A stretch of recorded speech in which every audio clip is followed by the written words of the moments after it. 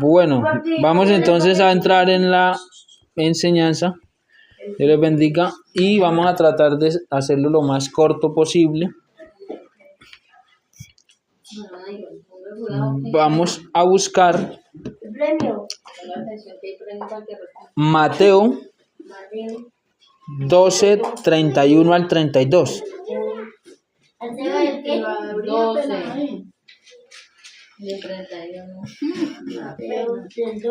Mateo capítulo 12, versículo 31 al 32.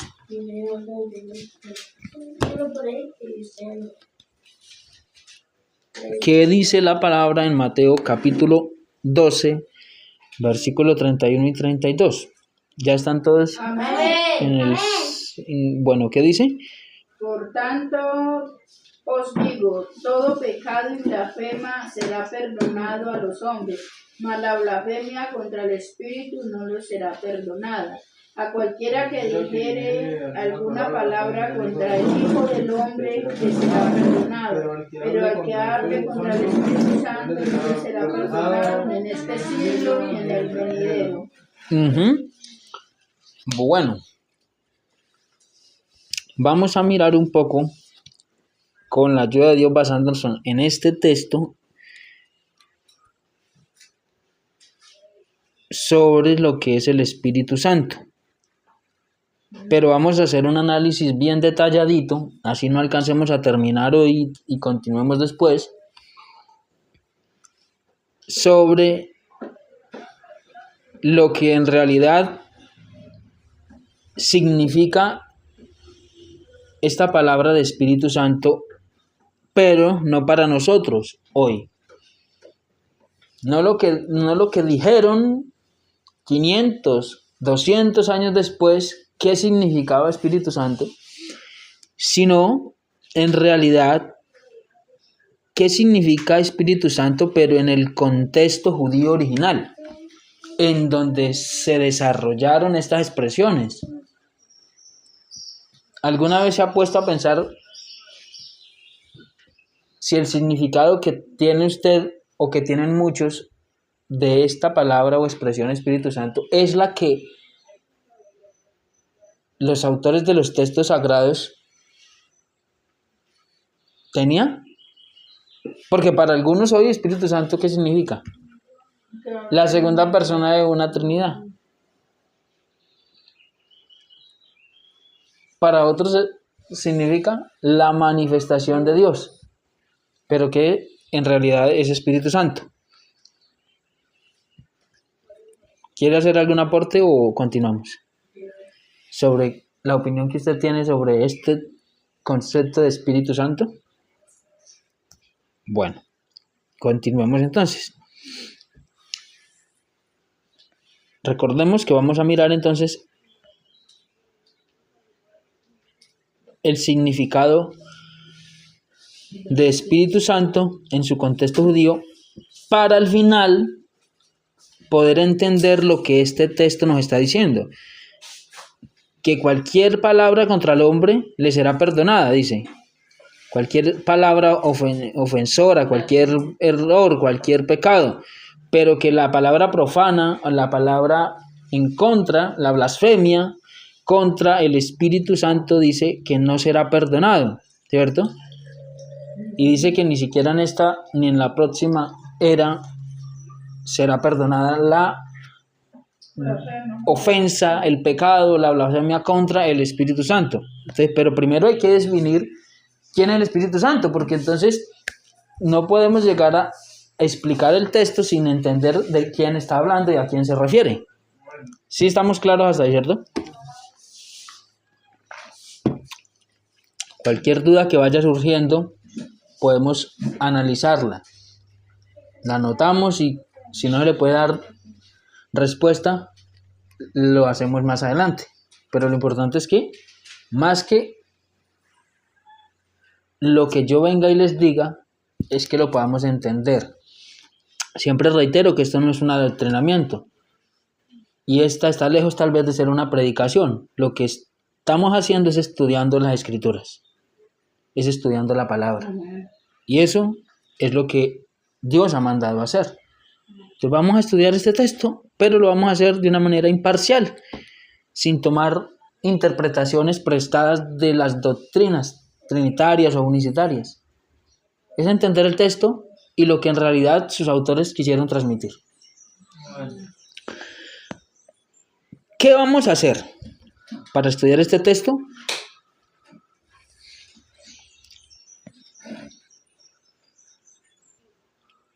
Vamos a mirar entonces, dice,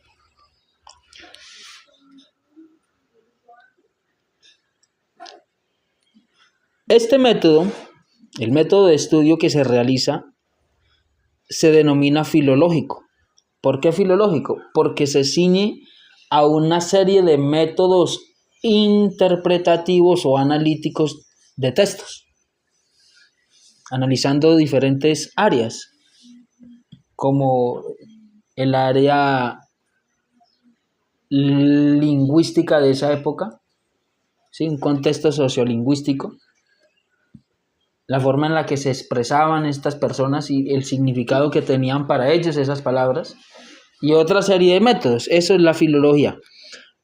Y esa filología contrasta con la inducción doctrinal, porque una inducción doctrinal dice, no, es que el versículo quiere decir esto, pero en realidad quiere decir eso, o lo han acomodado para sustentar lo que han creído. Su fe en un Dios tripartito, o su fe en un único Dios que se muestra de diferentes maneras.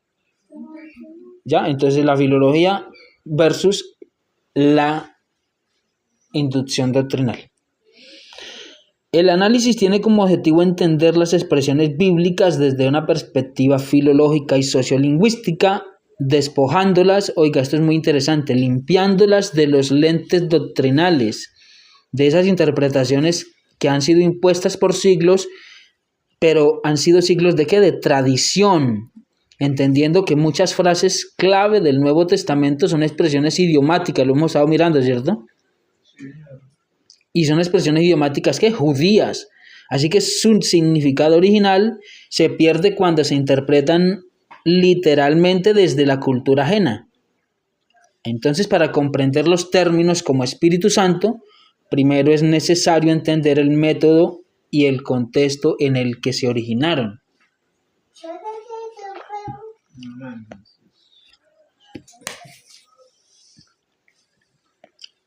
Ya hemos mirado algunos modismos, ¿cierto? Hemos analizado ya en alguna oportunidad la expresión cultural o el modismo hijo de Dios, ¿cierto?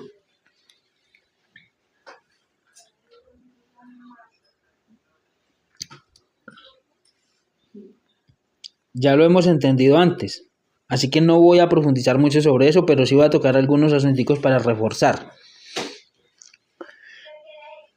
Antes de definir Espíritu Santo es necesario entender cómo el judaísmo del primer siglo usaba el lenguaje. Así que la clave está en las expresiones idiomáticas.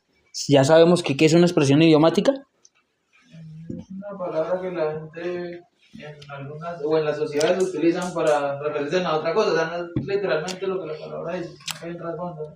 Exacto, una expresión idiomática es una frase cuyo significado no se deriva de las palabras que la componen. O sea, no es literal la expresión idiomática. Hemos analizado en alguna ocasión el término tomar el pelo, que no es que se estén refiriendo a que alguien le está echando mano de las greñas a otro, sino que es que le quiere enredar, ¿cierto? Le quiere enredarlo, quiere timar, quiere burlarlo.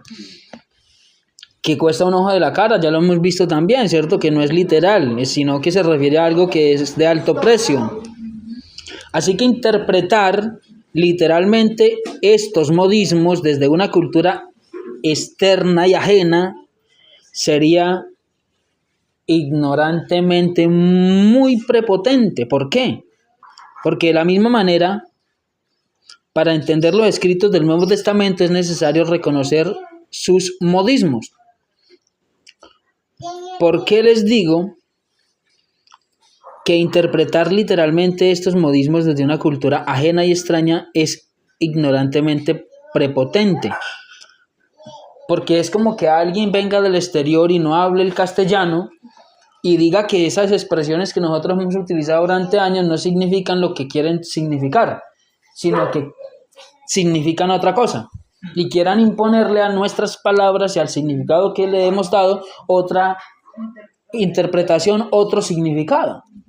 De la misma manera, entonces, así, culturas extrañas y ajenas a las lenguas hebreas y a las lenguas del pueblo de Dios de donde surgió este asunto, tomaron ignorantemente y prepotentemente esas expresiones y les dieron otro significado.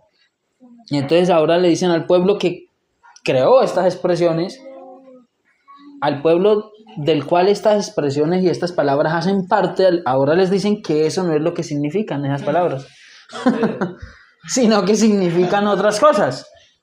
Y que entonces hijo de Dios no significa lo que ellos conocían, sino que es que hijo de Dios quiere decir que es que Dios tuvo un hijo y que ese hijo estaba en el cielo y él se embarazó a una mujer y lo mandó. O que él mismo fue el que se hizo hijo, Dios mismo. ¿Eso es una locura o no? Pues obvio. Así que entonces ya hemos mirado el ejemplo de la expresión hijo de Dios. Ya lo hemos visto. Y lo vamos a seguir mirando para reforzar más adelante porque siempre salen cositas nuevas en que profundizar del mismo tema. ¿Recuerdan el caso que vimos de Natanael en Juan 1:49? Cuando Jesús le califica de verdadero israelita, que se encuentra con él, y Natanael que le dice, Rabí, tú eres el Hijo de Dios, tú eres el Rey de Israel, ¿cierto? Dijimos que Natanael no estaba profundizando o profesando una doctrina trinitaria o unicitaria. ¿Natanael era trinitario? ¿Era unicitario del nombre? ¿Era protestante, metodista, era adventista? ¿Qué era Natanael? Natanael era un judío. Él no estaba hablando de que hijo de Dios era Dios hecho carne. Él no estaba hablando de que Dios, hijo de Dios, era el Dios Hijo, la segunda persona de la Trinidad. Jamás. Estaba diciendo que era el Rey de Israel, ¿cierto?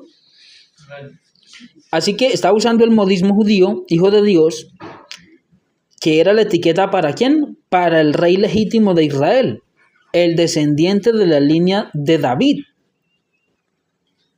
En contraste con los reyes impuestos por Roma, como el caso de Herodes.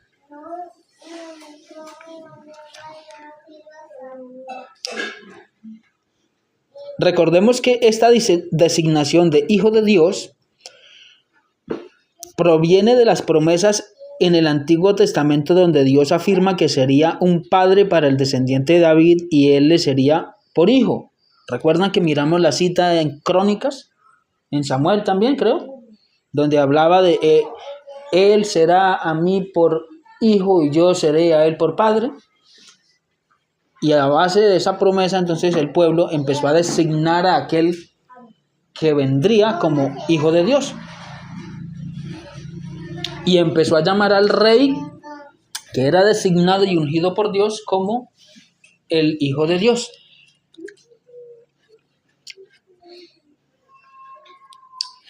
Entonces, eso para reforzar lo que son los modismos.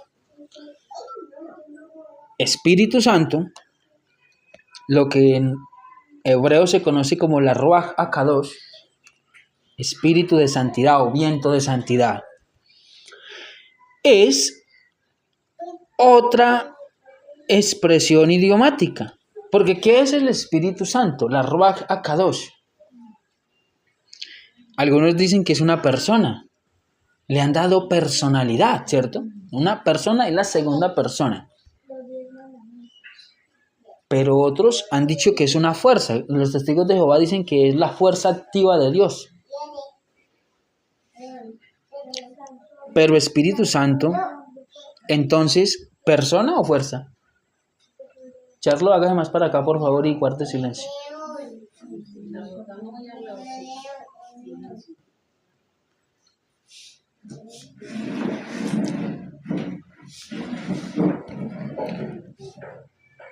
¿Cómo vamos hasta ahí? ¿Clara la información o muy confusa? Al principio esto puede tornarse difícil de entender, porque es algo nuevo. Tal vez ninguno o muy poco se había escuchado sobre estos asuntos. Porque lo que nos ha tocado en este tiempo a la mayoría es una interpretación ciega, basada en errores y en buenas intenciones, obviamente sí, pero son inducciones, y ahí está el coge, dijo el costeño, la pelea de que uno que es uno, que otro que son tres, que es el mismo, y nunca van a poner de acuerdo teniendo una misma Biblia.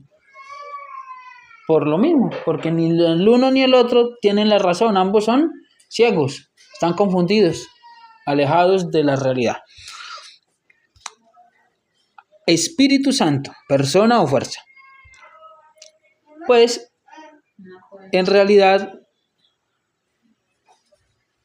es una falsa, lo que se conoce como dicotomía. La dicotomía es la división complementaria, es decir, que una parte es división con otra o la complementa, ¿sí? La dicotomía es eso, es la división complementaria de algo. Que aquí hay algo, pero que aquí hay otra cosa, y esta hace parte de esta cosa y la complementa. Eso es lo que se ve dentro de las doctrinas, que el Espíritu Santo complementa o es parte del único Dios, ya sea en una segunda persona o ya sea haciendo la manifestación de ese mismo Dios, pero es una parte de Dios. Pero es una falsedad, en realidad eso no es así. Así que ni persona divina ni fuerza activa. Espíritu Santo no es ni persona divina ni fuerza activa.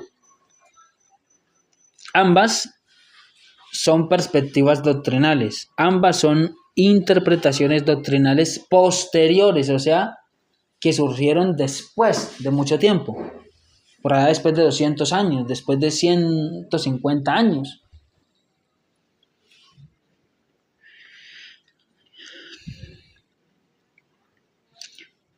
El significado está en la intención de quienes crearon esta expresión.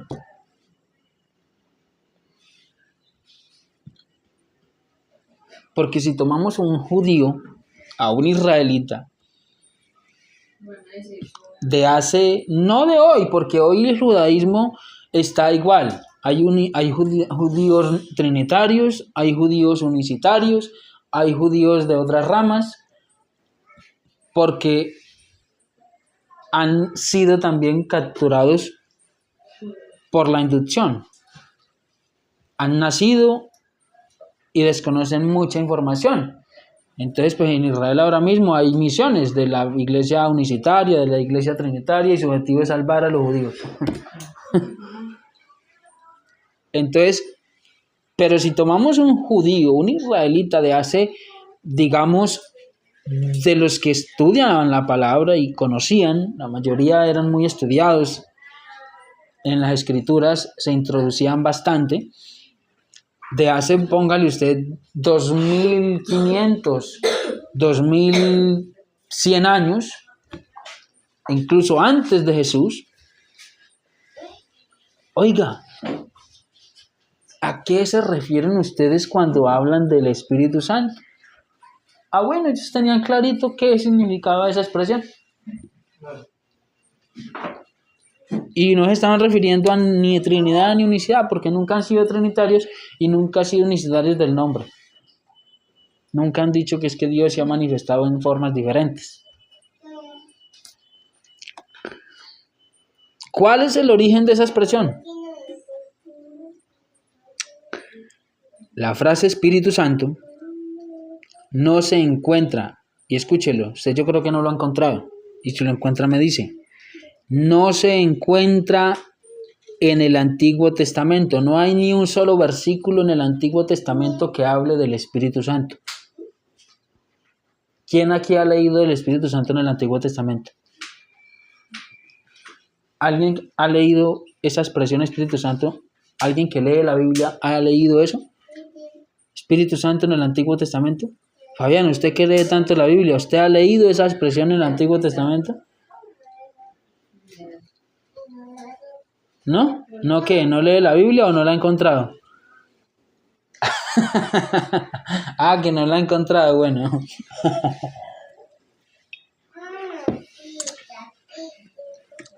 Entonces, no se encuentra, óigalo, no se encuentra en el Antiguo Testamento. Fue creada por el pueblo judío en el periodo que se conoce como periodo intertestamentario.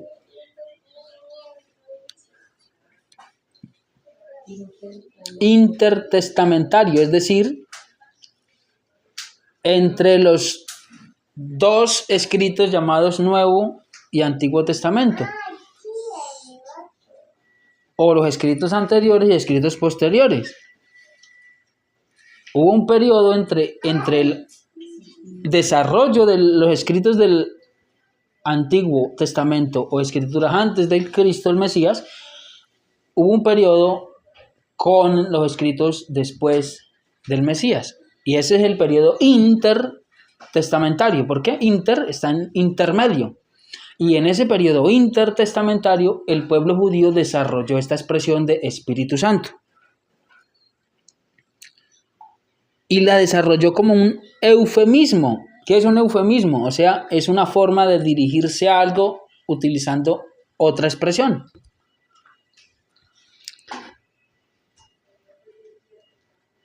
Una forma reverencial de hablar de la acción de Dios sin usar su nombre.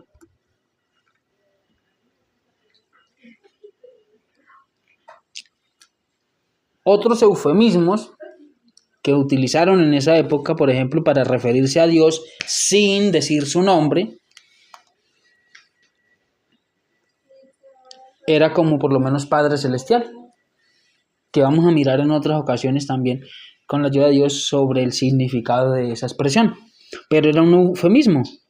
Otro eufemismo, o sea, otra manera de referirse a Dios sin pronunciar su nombre: Espíritu Santo, Padre Celestial, Reino de los cielos.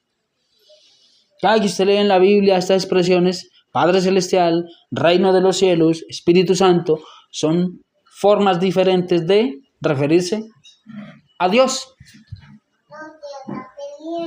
no a otro ente diferente, no a una manifestación de Dios, no a una segunda persona de una composición de Dios, no, a Dios, al único Dios.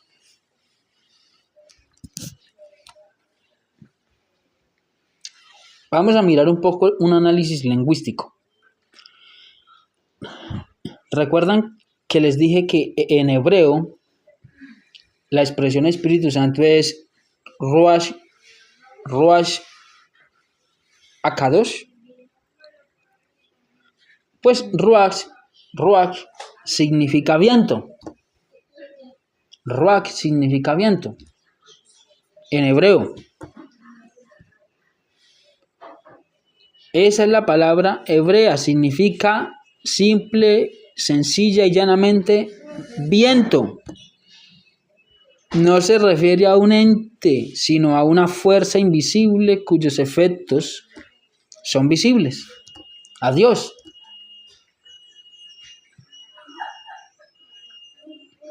No a una fuerza extraña o ajena a Dios, porque lo que dice, como les decía ahora, los testigos de Jehová dicen es que el Espíritu Santo es la fuerza activa de Dios. O sea, está Dios y Él tiene una fuerza activa que es el Espíritu Santo. No. Significa simple y sencillamente viento. No se refiere a un ente, sino que a una fuerza invisible cuyos efectos son visibles. El viento es invisible, pero vemos su efecto ¿cómo? Moviendo las hojas, ¿cierto? Ahí se ve su efecto. Así que esa es la palabra ruach. Se refiere a un viento, a una fuerza invisible, pero que tiene unos efectos que sí son visibles. Así que como a Dios nadie le ha visto jamás, pues la forma en la que los antiguos se referían a Dios era como eso, como un viento. ¿Por qué? Porque es invisible, nadie lo ha visto, pero sus efectos sí se ven, sí se hacen sentirse, son notorios sus efectos. Y Dios no ha dejado de ser espíritu. O sea, eso es una locura. Entonces, ¿Cristo quién es? Si decimos que Jesús es Dios, entonces, ¿dónde queda esa naturaleza de Dios que es un viento, que es invisible? Entonces ahí entra el unicitarismo a decir, no, pues es que como Dios no se puede ver y Él es espíritu y es invisible, por eso tomó un cuerpo prestado.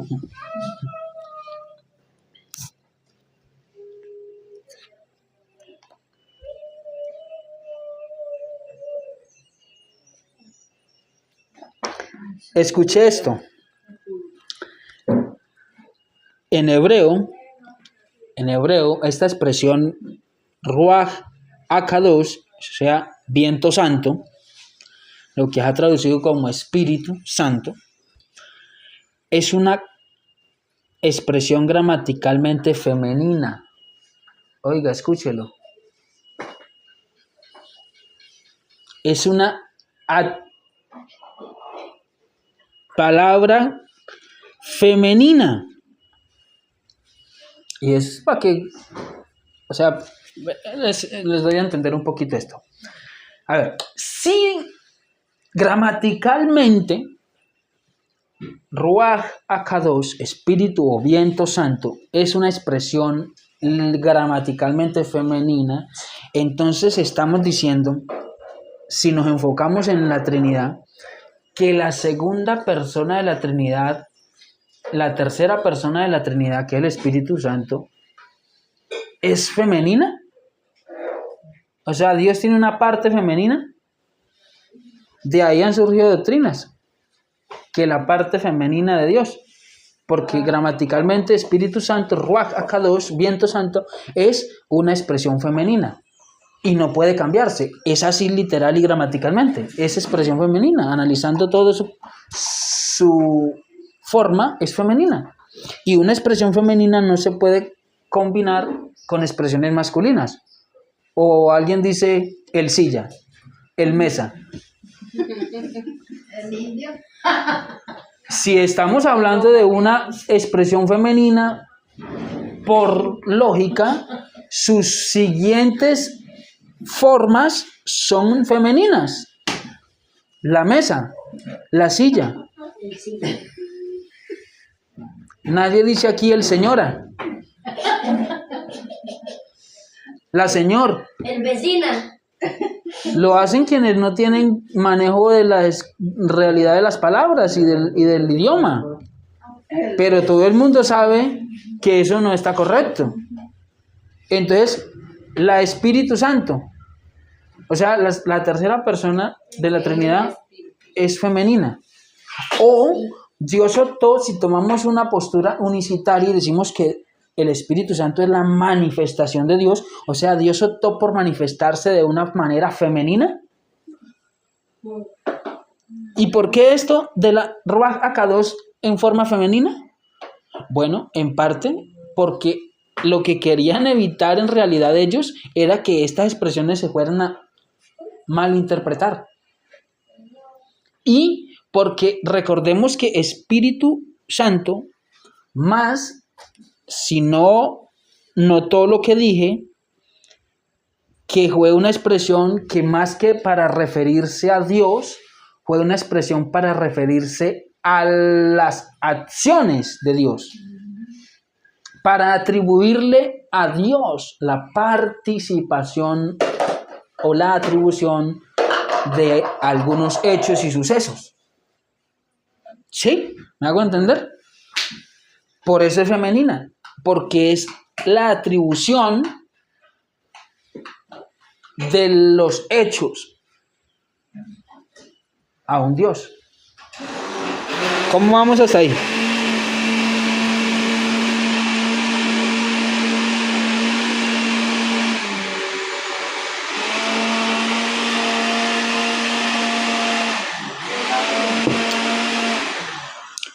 Así que entendiendo esto, pues ya nos damos cuenta de que las personificaciones masculinas son posteriores.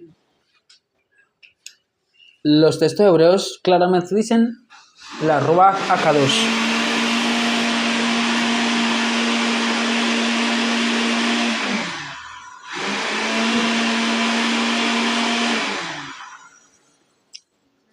Ahora sí, vamos a mirar una cosa. Y ya les adelanté algo. ¿Cuál fue el propósito de la creación de este modismo? Pues atribuir la acción a Dios.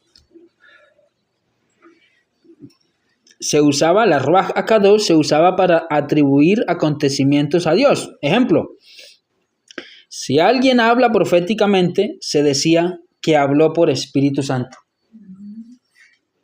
¿Sí has escuchado esas expresiones? Sí. O sea, significaba que Dios lo indujo a hablar. Estaban refiriéndose no a Dios, sino a la acción que Dios indujo, por eso es femenina. Atribuir la acción a Dios. Si un evento cumplía una promesa divina, se decía que era del Espíritu Santo.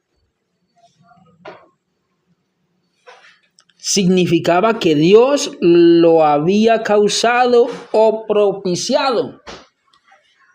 Ejemplo, ¿ha leído Mateo 1:20? ¿Qué dice Mateo 1:20? ¿Qué dice Mateo 1:20?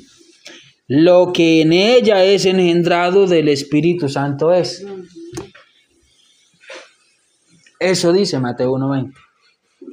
¿Y qué significa eso? Significa que Dios tomó y milagrosamente metió una esperma en el útero de María y mandó a la segunda persona a venir a hacerse carne. ¿O significa que Dios mismo se introdujo de una manera milagrosa en María y nació de una mujer, el Dios soberano, y vino y murió Dios y derramó su sangre en la cruz, naciendo de una mujer? Eso en realidad lo entendían y lo comprendían los autores de estos textos. Lo que significa, en realidad, lo que en ella es engendrado del Espíritu Santo es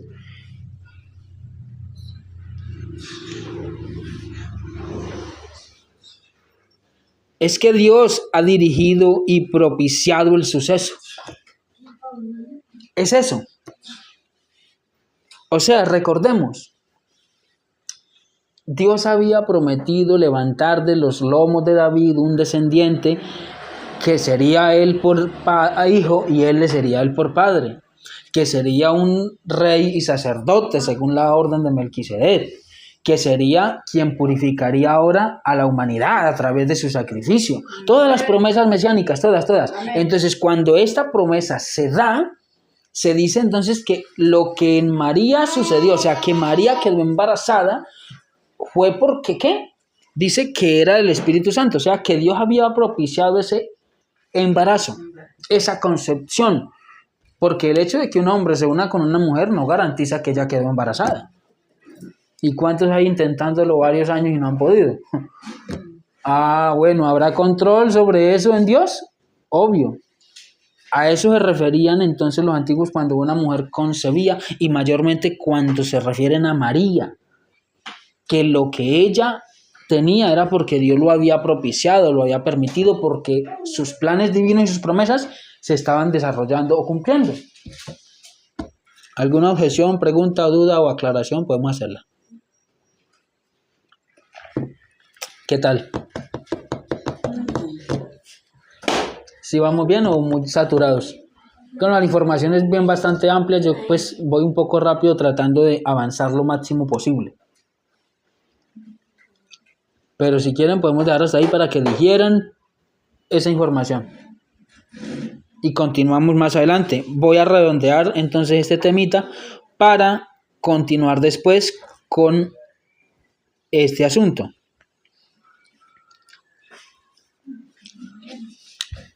Vamos a mirar en las próximas ocasiones, continuando con este tema, la evidencia de lo que les vengo diciendo, porque si yo les estoy diciendo que Espíritu Santo, la Ruach HaKadosh, es una expresión femenina, que es una expresión que es idiomática, o sea que fue creada por el pueblo judío para referirse a algo, y ese algo era para atribuirle a Dios las acciones o los sucesos, los hechos de las cosas, ¿cierto? Pues yo tengo que mostrarles evidencias de esto, de que en realidad el pueblo judío utilizaba esta expresión Espíritu Santo para referirse a las acciones, para atribuirle acciones a Dios, participación en los sucesos. Entonces, la próxima, con la ayuda de Dios, vamos a entrar en ese asunto de las evidencias de las escrituras, y vamos a mirar escrituras extrabíblicas como ejemplos y evidencia, porque si yo les muestro evidencias bíblicas, pues es muy difícil demostrarles en realidad el significado de lo que les vengo diciendo. Pero si yo les muestro literatura extrabíblica del pueblo judío, en la que están hablando de expresiones como Espíritu Santo, un pueblo que, les reitero, no es trinitario y no es unicitario, pues ¿a qué se están refiriendo? Judíos que están utilizando la expresión Espíritu Santo incluso antes de que Jesús estuviera, y judíos que están utilizando expresiones incluso en medio de la presencia de Jesús en la nación. Pues ¿a qué se están refiriendo estos judíos que no son seguidores de Jesús, que no son creyentes, que no son unitarios, que no son trinitarios? ¿A qué están refiriendo ellos? Porque a veces creemos que es que esta expresión Espíritu Santo fue creada por el apóstol Pablo, por el apóstol Pedro o por Jesús. Y no es así. Ellos lo que están haciendo es utilizando las expresiones que ya existían y que eran normales dentro de su forma comunicativa. Recursos literarios de las palabras que existían. Eso no fue que Jesús inventó la expresión Espíritu Santo o Pablo, no. Ellos están hablando como judíos, utilizando palabras judías, expresiones que ya conocen. Ahí vamos a quedar entonces para retomar las evidencias extrabíblicas de lo que les vengo diciendo, que Espíritu Santo es una creación judía para referirse a las acciones, para atribuirle a Dios la participación en los hechos.